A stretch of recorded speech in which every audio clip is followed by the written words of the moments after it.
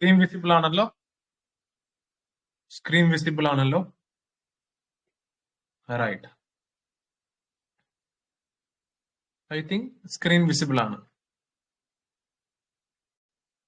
ആരെങ്കിലും ഒരാളൊന്ന് റെസ്പോണ്ട് ചെയ്തേ.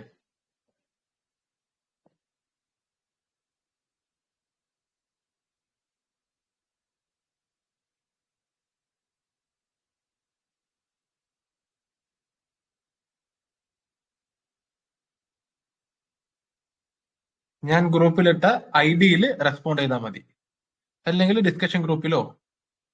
യെസ്, അസറിത് കാണാൻ പറ്റുന്നുണ്ട്. Okay, right. So once again, first of all let me congratulate you all. Okay, നിങ്ങൾ എന്താണ് നേരത്തെ പ്രിപ്പറേഷൻ സ്റ്റാർട്ട് ചെയ്യാൻ പ്ലാൻ ചെയ്തു. അതുകൊണ്ട് തന്നെ ഇറ്റ്സ് റിയലി ഗുഡ്.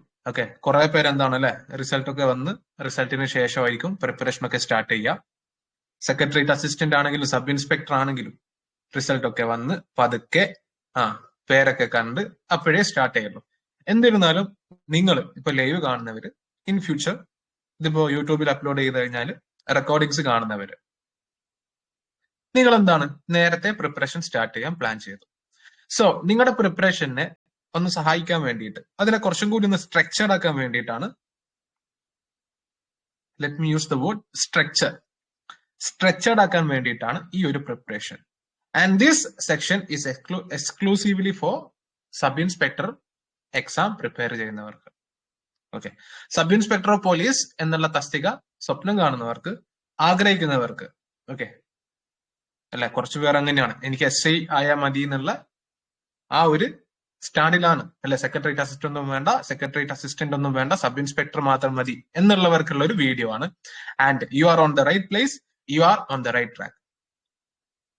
നമുക്കറിയാം നമ്മുടെ മാർക്ക് ഡിസ്ട്രിബ്യൂഷൻ, മെയിൻസിന്റെ സിലബസ് ഒക്കെ നിങ്ങൾ ഓൾറെഡി കണ്ടിട്ടുണ്ടാവും, ഞാൻ പറയേണ്ട കാര്യമില്ല.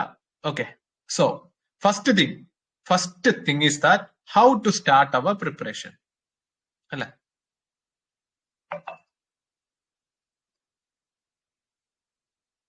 എങ്ങനെ നമുക്ക് പ്രിപ്പറേഷൻ സ്റ്റാർട്ട് ചെയ്യാം? രണ്ടാമത്തെ ചോദ്യമാണ് എങ്ങനെ ടൈം ടേബിൾ സെറ്റ് ചെയ്യാം. ഫസ്റ്റ് ഫേസ് എക്സാം എഴുതിയവർക്ക് ഏകദേശം കാര്യങ്ങൾ മനസ്സിലായിട്ടുണ്ട്, എത്ര മാർക്ക് സേഫ് ആണ് എന്നൊക്കെയുള്ള കാര്യമൊക്കെ നമ്മൾ ഡിസ്കസ് ചെയ്തിട്ടുണ്ട്.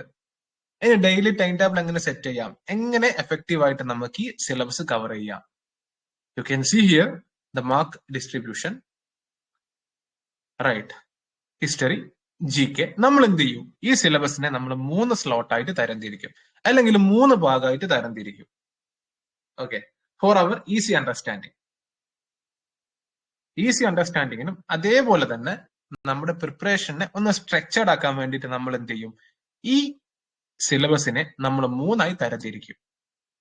അതിൽ ഫസ്റ്റത്തെ ഭാഗത്തിന് നമ്മൾ സ്ലോട്ട് 1 എന്താണ്, മലയാളം, ഇംഗ്ലീഷ്, മാത്സ് 30 മാർക്കാണ് നമുക്കറിയാം. രണ്ടാമത്തെ ഒരു വിഭാഗത്തിന് നമ്മൾ സ്പെഷ്യൽ ടോപ്പിക് അല്ലെ, സ്പെഷ്യൽ ടോപ്പിക് സ്ലോട്ട് 2 45 മാർക്കാണ്. മൂന്നാമത്തെ ഒരു വിഭാഗത്തിന് നമ്മൾ എന്ത് ചെയ്യും, ജനറൽ സബ്ജക്ട് 25 മാർക്കാണ്. സോ ഇതാണ് നമ്മുടെ സ്ട്രക്ചർ.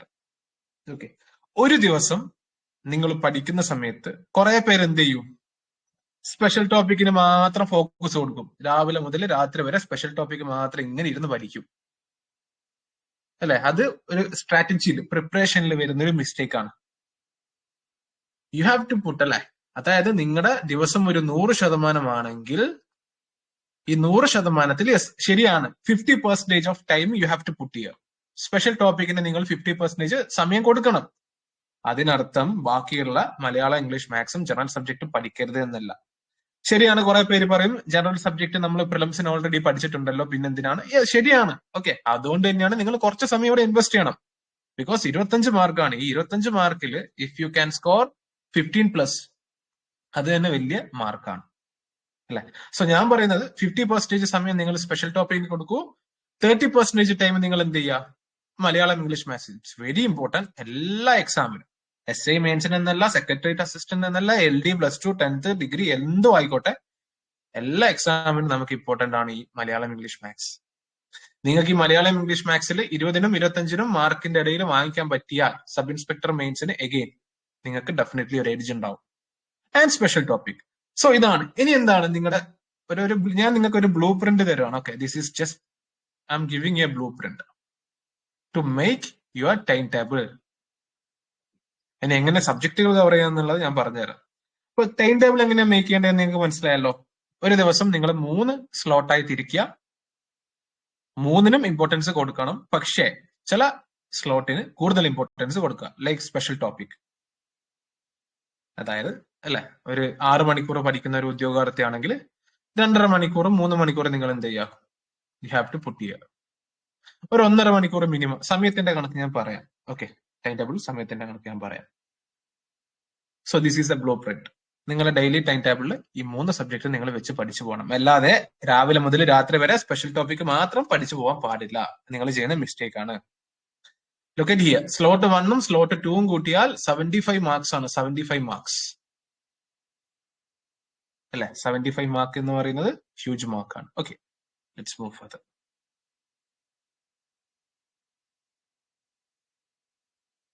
സ്പെഷ്യൽ ടോപ്പിക് നമുക്കറിയാം.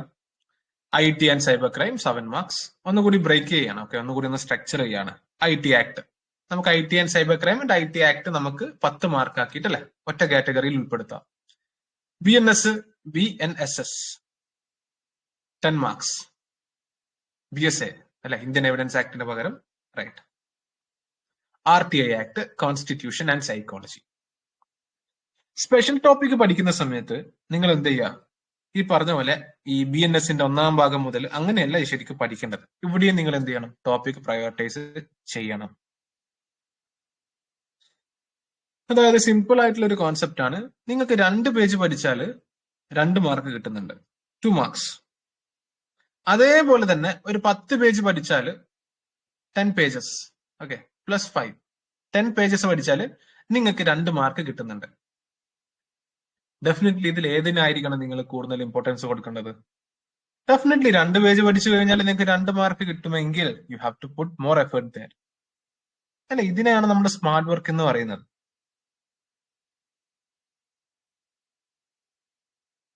ഐഡിയ കിട്ടുന്നുണ്ടോ?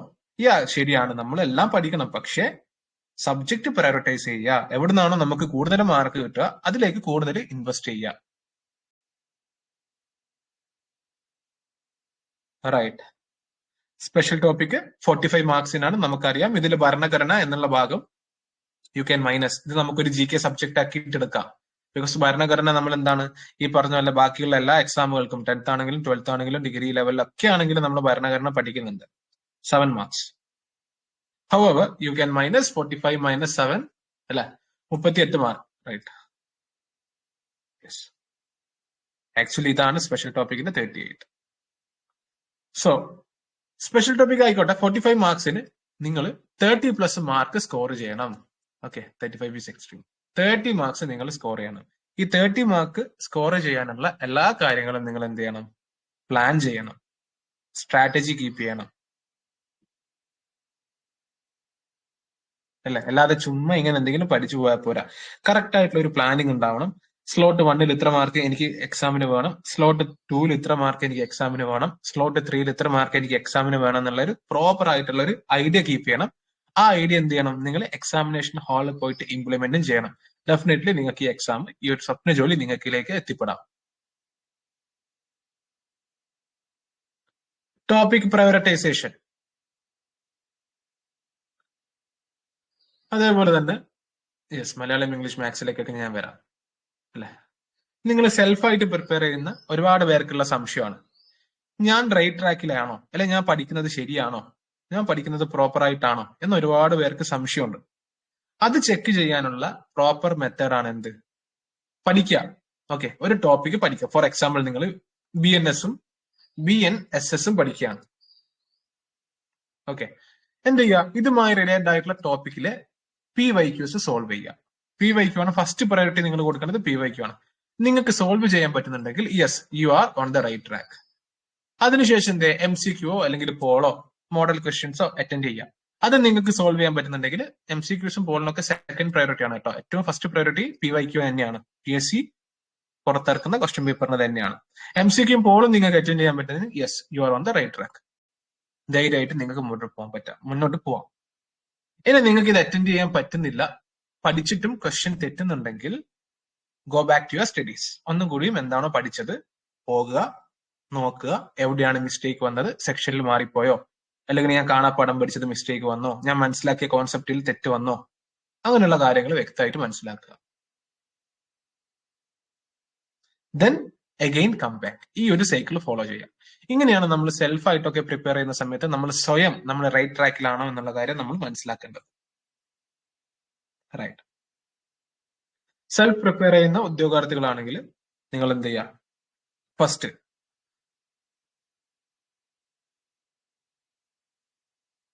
കോൺസ്റ്റിറ്റ്യൂഷൻ വെച്ച് സ്റ്റാർട്ട് ചെയ്യുക.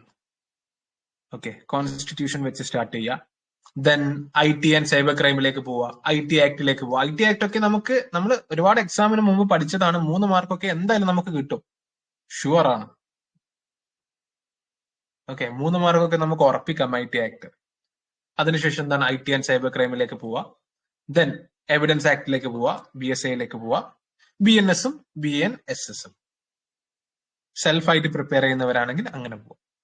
നമ്മുടെ ഈ പറഞ്ഞ പോലെ ലാ ഫോഴ്സയുടെ സബ് ഇൻസ്പെക്ടർ ഓഫ് പോലീസിന്റെ മെയിൻസ് ബാച്ചിലേക്ക് നമ്മൾ സ്റ്റാർട്ട് ചെയ്തത് BNSലാണ്. അതെന്താന്ന് വെച്ച് കഴിഞ്ഞാൽ obviously it's A huge topic. അതൊരു വലിയ ടോപ്പിക് ആണ് അല്ലെ. ഞാൻ നേരത്തെ പറഞ്ഞ പോലെ 10 പേജ് പഠിച്ചാലേ 2 മാർക്ക് കിട്ടുള്ളൂ. അപ്പൊ അത് നമ്മുടെ ഇൻസ്റ്റിറ്റ്യൂട്ടുമായി നമ്മൾ നോക്കുന്ന സമയത്ത്, ഇൻസ്റ്റിറ്റ്യൂട്ടിന്റെ ഭാഗത്ത് നോക്കുന്ന സമയത്ത് we have to complete it. അതുകൊണ്ടാണ് BNSലേക്ക് പോയത്. എനിവേ, ടോപ്പിക് പ്രയോറിറ്റൈസ് ചെയ്യുക ആൻഡ് നിങ്ങളുടെ ചോയ്സിനനുസരിച്ച് നിങ്ങൾ പ്രിപ്പയർ ചെയ്യുക. ഓക്കെ, ചിലർക്ക് ഈ BNS ഒക്കെ പഠിക്കാൻ ഭയങ്കര താല്പര്യമായിരിക്കും അല്ലെ. നിങ്ങൾ എന്ത് ചെയ്യുക? ഓൾറെഡി സബ് ഇൻസ്പെക്ടർ ആവുക. പഠിക്കുന്നതിന് മുമ്പ് തന്നെ ആ ഒരു മെന്റാലിറ്റി, ആ ഒരു പേഴ്സണാലിറ്റി ഡെവലപ്പ് ചെയ്യുക. എന്നിട്ട് എന്ത് ചെയ്യുക? നിങ്ങളൊരു പോലീസ് ഓഫീസർ ആണെന്ന് വിചാരിച്ചിട്ട് ശേഷം BNSഉം BNSS ഒക്കെ പഠിക്കുക. കുറച്ചുകൂടി രസകരമായിട്ട് പഠിക്കുക അല്ല, കുറച്ചുകൂടി നല്ല രീതിയിൽ കാര്യങ്ങൾ കളർഫുൾ ആയിട്ട് പഠിക്കുക. ദെൻ BNSഉം BNSS ഒക്കെ പഠിക്കുമ്പോൾ ബാർ ആക്ട് വെച്ച് തന്നെ പഠിക്കുക. ബിക്കോസ് PSC ബാർ ആക്ടിൽ തന്നെയായിരിക്കും ചോദിക്കുക. CPA പോലെ ആയിരിക്കില്ല, ഡിഫിക്കൽട്ട് ക്വസ്റ്റ്യൻസ് ആയിരിക്കും. അതുകൂടി നിങ്ങൾ ശ്രദ്ധിക്കണം. ബാർ ആക്ട് വെച്ച് തന്നെ പഠിക്കണം. ഓക്കെ, BNSലൊക്കെ നമുക്ക് ക്വസ്റ്റ്യൻസ് പ്രിഡിക്ട് ചെയ്യാം. ഒരു ക്വസ്റ്റ്യൻ വുമൻ റിലേറ്റഡ് ആയിരിക്കും. നമുക്ക് കഴിഞ്ഞ തവണത്തെ PYക്ക് നോക്കിക്കഴിഞ്ഞാൽ തന്നെ നിങ്ങൾക്ക് അനലൈസ് ചെയ്താൽ തന്നെ നിങ്ങൾക്ക് ഏകദേശം മനസ്സിലാവും. നിങ്ങൾ പഠിക്കുമ്പോൾ PYക്ക് നോക്കിക്കഴിഞ്ഞ് പഠിക്കുന്ന സമയത്ത് നിങ്ങൾക്ക് കറക്റ്റ് ആയിട്ട് മനസ്സിലാവാം, ഞാൻ ഈ പഠിക്കുന്ന ഏരിയ ഇമ്പോർട്ടന്റ് ആണ്, ഇവിടുന്ന് ഒരു ക്വസ്റ്റ്യൻ ചോദിക്കാൻ സാധ്യത ഉണ്ടോ എന്നൊക്കെയുള്ള കാര്യമൊക്കെ നിങ്ങൾക്ക് PYക്ക് അനലൈസ് ചെയ്താൽ മനസ്സിലാവും. ഓക്കെ, പിന്നെ ഒരു കാര്യം ശ്രദ്ധിക്കുക, നിങ്ങൾ പ്രിപ്പറേഷൻ സ്റ്റാർട്ട് ചെയ്യുന്നതിന് മുമ്പ് അനലൈസ് ദ PYQs അനലൈസ് ചെയ്യുക. അനലൈസ് ചെയ്യാൻ മാത്രമേ പറയുന്നുള്ളൂ, അല്ലാതെ സോൾവ് ചെയ്യാൻ പറയുന്നില്ല. അനലൈസ്, ക്വസ്റ്റ്യൻസ് വായിക്കുക, ഓപ്ഷൻസ് ജസ്റ്റ് ഒന്ന് വായിക്കുക, എന്നിട്ട് പഠിച്ചതിന് ശേഷം പോയിട്ട് സോൾവ് ചെയ്യുക. അങ്ങനെയാണ് ചെയ്യേണ്ടത്. അല്ലാതെ പഠിക്കാൻ തുടങ്ങുന്നതിന് മുമ്പ് തന്നെ സോൾവ് ചെയ്യാൻ നിൽക്കരുത്. റൈറ്റ്. നമ്മൾ സൈക്കോളജിയുടെ കാര്യം പറയുകയാണെങ്കിൽ ഡെഫിനറ്റ്ലി എല്ലാവർക്കും ഡിഫിക്കൽട്ട് സബ്ജക്റ്റ് ആണ്.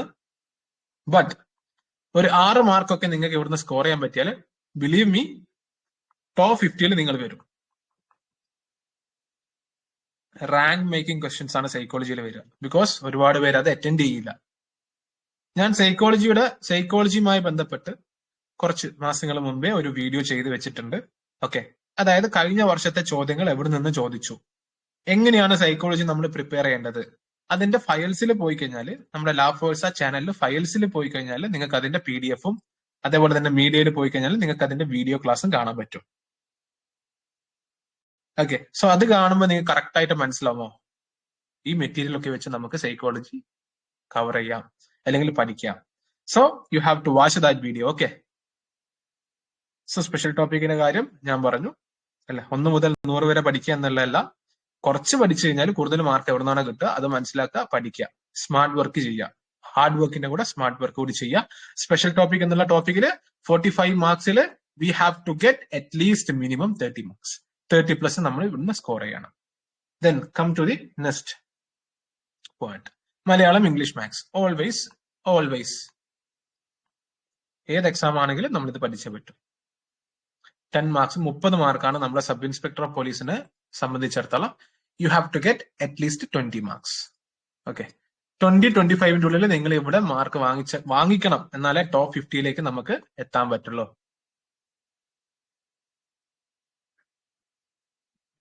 ടോപ്പ് 50യിലേക്ക് എത്തണമെങ്കിൽ you have to get 20 marks from here. Malayalam English maths എങ്ങനെയാണ് പഠിക്കേണ്ടതെന്നൊക്കെ PYQ അപ്രോച്ച് വെച്ച് പഠിക്കുക. PYQ approach. ദിവസവും ക്വസ്റ്റ്യൻസ് സോൾവ് ചെയ്യുക, ദിവസവും മിക്സഡ് ക്വസ്റ്റ്യൻസ് സോൾവ് ചെയ്യുക. ഒരു 10 മലയാളം ക്വസ്റ്റ്യൻ സോൾവ് ചെയ്യുക, 10 ഇംഗ്ലീഷിന്റെ ക്വസ്റ്റ്യൻസ് സോൾവ് ചെയ്യുക, 10 മാത്സിന്റെ ക്വസ്റ്റ്യൻസ് സോൾവ് ചെയ്യുക.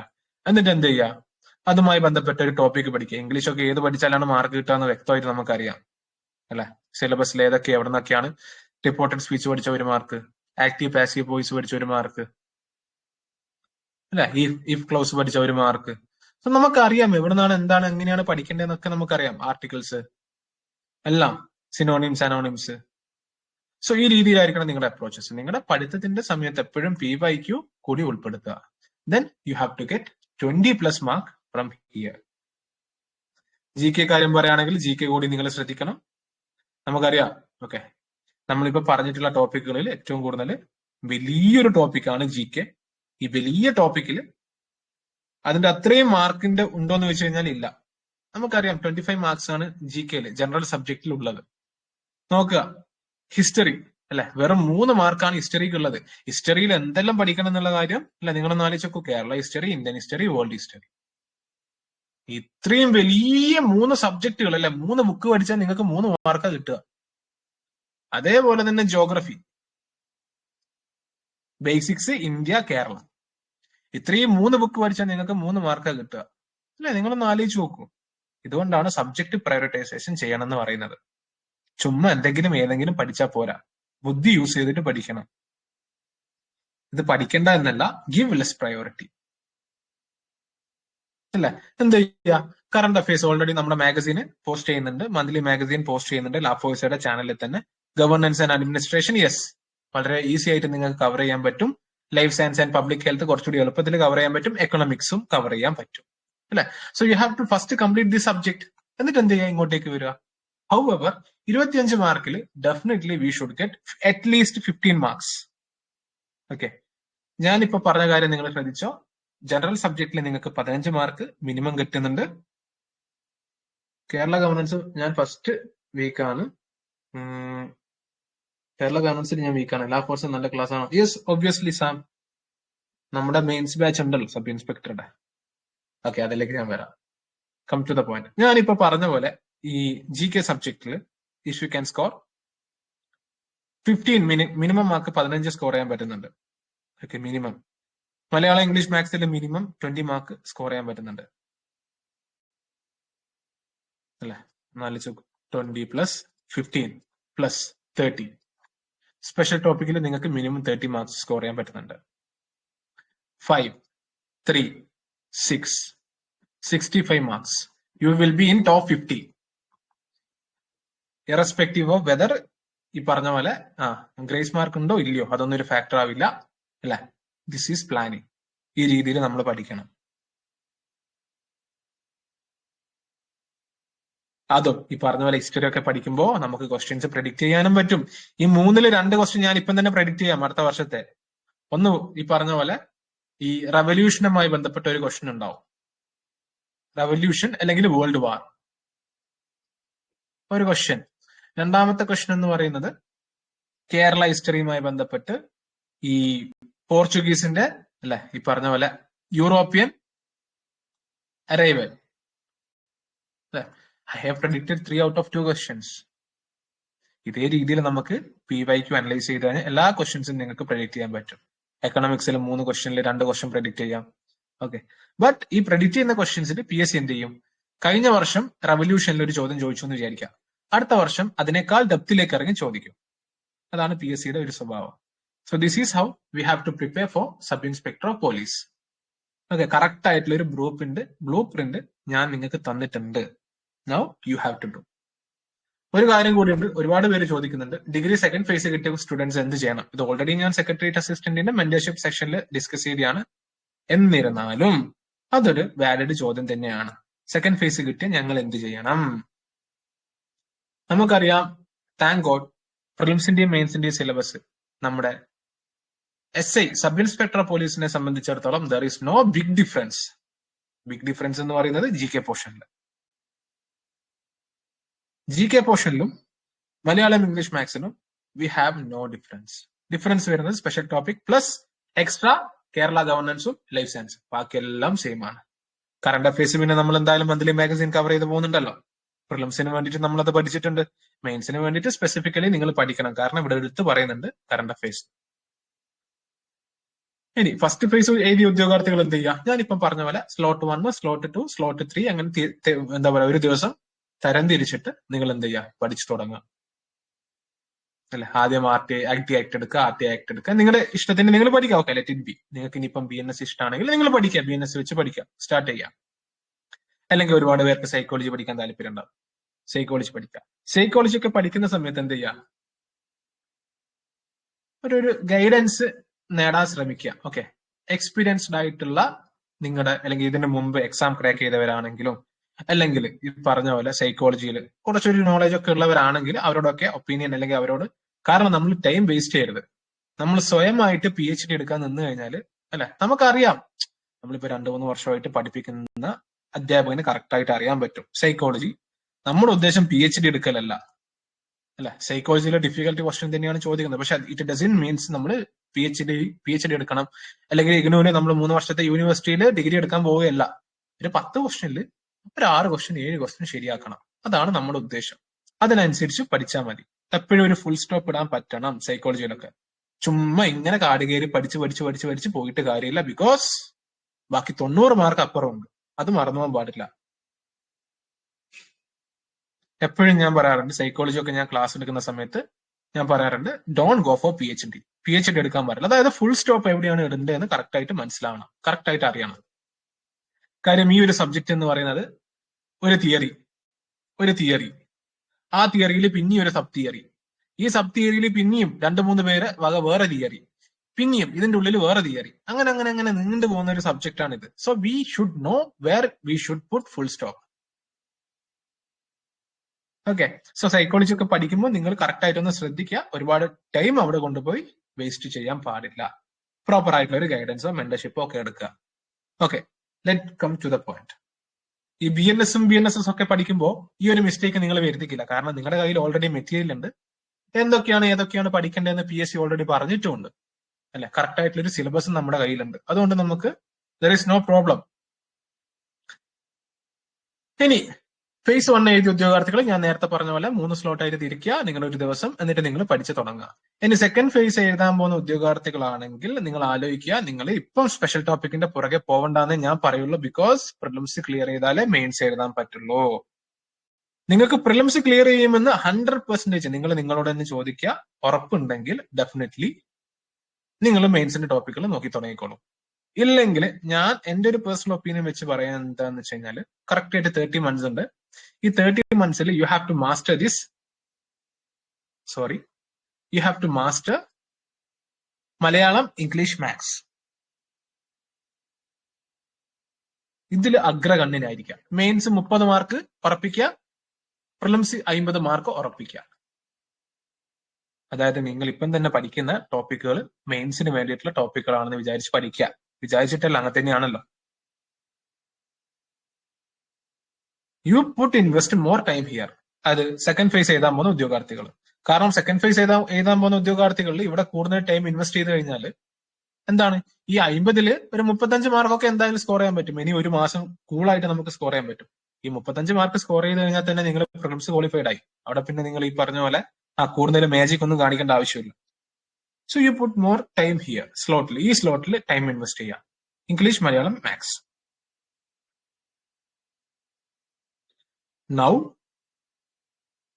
എന്ത് ചെയ്യാം, സെക്കൻഡ് ഫേസ് എഴുതാൻ പോകുന്ന ഉദ്യോഗാർത്ഥികൾ ബാക്കിയുള്ള GK subject, history, geography, economics similar ആണ്, സെയിം ആണ്. കറണ്ട് അഫയേഴ്സും പഠിക്കണം കേട്ടോ.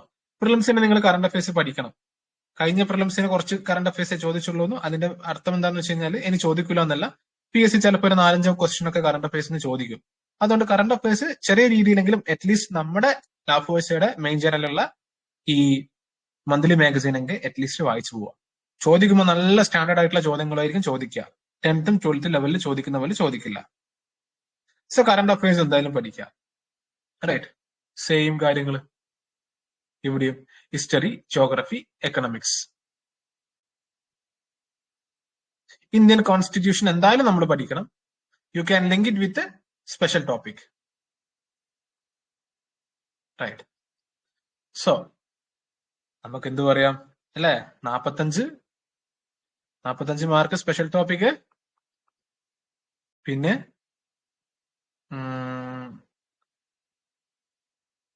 Governance, life science 5, 6, 11, 56 marks. മെയിൻസിന് ഡിഫറൻസ് വരുന്നത് 56 മാർക്സിനാണ്.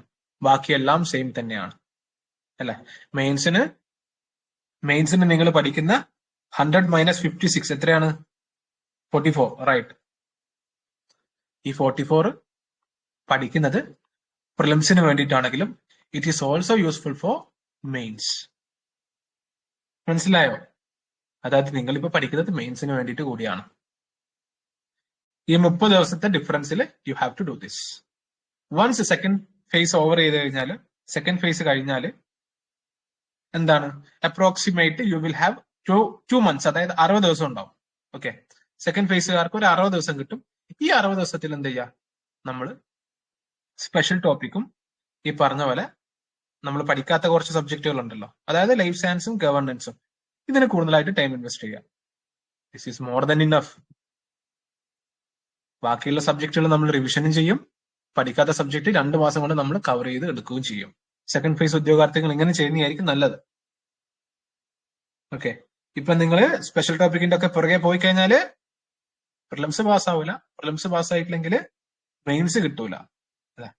പ്രിലിംസ് പാസ്സായാലല്ലേ മെയിൻസ് എഴുതാൻ പറ്റുള്ളൂ. അറ്റ്ലീസ്റ്റ് മെയിൻസ് എഴുതിയാലല്ലേ ഇന്റർവ്യൂവിന് പോകാൻ പറ്റുള്ളൂ അല്ല? ഫിസിക്കല് ക്ലിയർ ആവുള്ളൂ. First of all, first stage എന്ന് പറയുന്നത് പ്രിലിംസ് ആണ്. അത് നമ്മൾ സേഫ് ആയിട്ട് ക്ലിയർ ചെയ്യണം. So this is our section. എനിക്ക് തോന്നുന്നു ഞാൻ നിങ്ങളുടെ ടൈം ടേബിൾ എങ്ങനെയാണ് ഉണ്ടാക്കേണ്ടതെന്ന് പറഞ്ഞു. ഫസ്റ്റ് ഫേസുകാർ ശ്രദ്ധിക്കേണ്ട കാര്യങ്ങൾ എന്തൊക്കെയാണെന്ന് പറഞ്ഞു. സെക്കൻഡ് ഫേസുകാർ ചെയ്യേണ്ട കാര്യങ്ങൾ എന്തൊക്കെയാണെന്ന് പറഞ്ഞു. I think it's clear right. ഇനി നിങ്ങൾക്ക് എന്തെങ്കിലും സംശയങ്ങൾ ഉണ്ടെങ്കിൽ ചോദിക്കാം. ഓക്കെ, 3 minutes നിങ്ങൾക്ക് സംശയങ്ങൾ ചോദിക്കാം and we can conclude this session.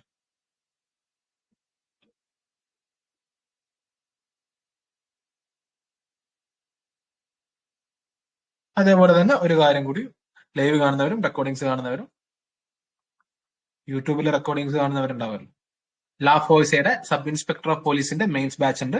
Okay, 699 ആണ് price. 699. Okay, including test series. Quality classes ആണ്, ക്വാളിറ്റി PDF ആണ്, വീഡിയോ ക്ലാസ്സസ് ആണ്. ഞാനാണ് ഇവിടെ polity, economics, current affairs. Okay, പ്രിലിംസിന്റെ അധ്യാപകനാണ് ഞാനാണ് അത് ക്ലാസ് എടുക്കുന്നത്. കുറച്ചു പേർക്ക് അറിയായിരിക്കും. സ്പെഷ്യൽ ടോപ്പിക്കിന്റെ കേസിൽ വന്നാൽ സൈക്കോളജി ഞാനായിരിക്കും എടുക്കുക. അതേപോലെ തന്നെ കുറച്ച് സ്പെഷ്യൽ ടോപ്പിക് സബ്ജക്റ്റുകൾ BNSഉം അതേപോലെ BNSSഉം ഒക്കെ ഞാനായിരിക്കും എടുക്കുക. Okay, then if you are interested, നിങ്ങൾക്ക് ഈ പറഞ്ഞ പോലെ ചെറിയ പ്രൈസിൽ തന്നെ ഇതിൽ ജോയിൻ ചെയ്യാം. ക്ലാസിന്റെ കാര്യത്തിൽ നിന്ന് നിങ്ങൾ ഒട്ടും പേടിക്കേണ്ട. ക്വാളിറ്റി ക്ലാസ് ആണ്, ക്വാളിറ്റി PDF ആണ്. So if you want demo classes അല്ലെങ്കിൽ ഡെമോ PDFഉം BNSലൊക്കെ വേണമെന്നുണ്ടെങ്കിൽ നിങ്ങൾ എനിക്ക് മെസ്സേജ് അയച്ചാൽ മതി.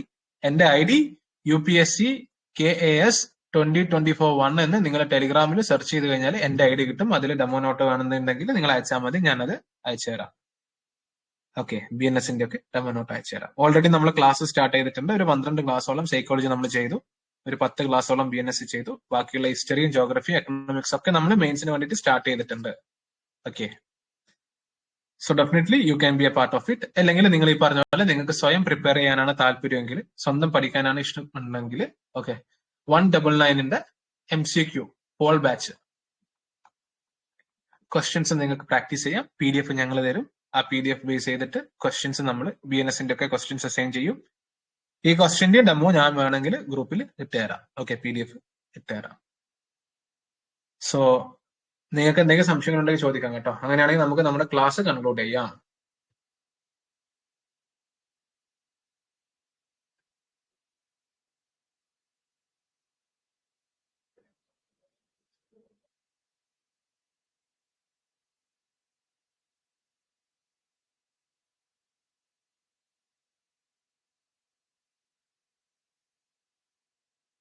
കേരള ഗവർണൻസ് ആരാ പഠിപ്പിക്കുന്നത്? കേരള ഗവർണൻസ് ശ്രീദേവി മിസ് ആണ്. ശ്രീദേവി മിസ്. സിവിക്സ് ഒക്കെ പഠിപ്പിക്കുന്നതാണ് കേട്ടോ. നമ്മുടെ ലാഫോഴ്സ പ്രിലിംസിന്റെ സിവിക്സ് പഠിപ്പിക്കുന്ന അധ്യാപികയാണ്.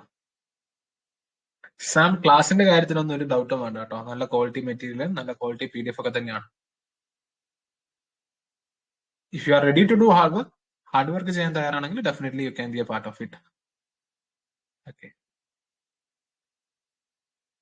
സോ നമുക്ക് എന്നാല് ക്ലാസ് കൺക്ലൂഡ് ചെയ്യാം, ഒരു മെന്റർഷിപ്പ് കൺക്ലൂഡ് ചെയ്യാം. ഇതിന്റെ PDF അല്ലെങ്കിൽ ഇതിന്റെ റെക്കോർഡിങ്സ് ഞാൻ യൂട്യൂബിൽ അപ്ലോഡ് ചെയ്യാം. So all the best, keep learning. നിങ്ങൾ മഴയാണ്, ശ്രദ്ധിക്കുക. ഓക്കെ.